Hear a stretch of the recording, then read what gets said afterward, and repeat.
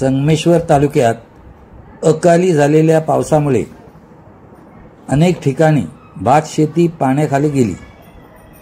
काही ठिकाणी भात कापणी केलेली शेतीला नवीन अंकुर आले असून हाती पीक येणार नाही। काही ठिकाणी शेत कापणीत आले असतानाही पावसामुळे भात न कापताही आडवे पडलेल्या शेतीला 1 फुटाहून अधिक उंचीची नवी रोपे रुजून आलेली पाहायला मिळत आहेत।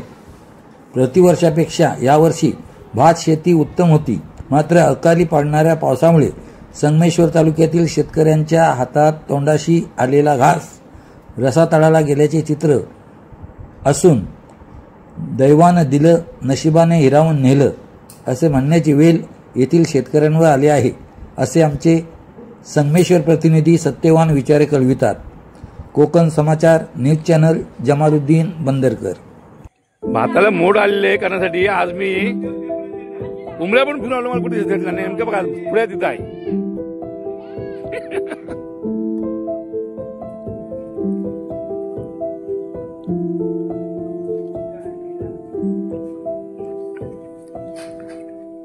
भाताला मोड आलेले बघण्यासाठी उमऱ्यापासून फिरून आलो।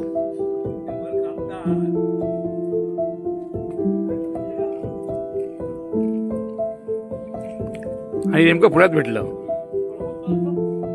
हो होतं ना, काय वेळेला पोंज होतं, काय वेळेला चांगलं होतं।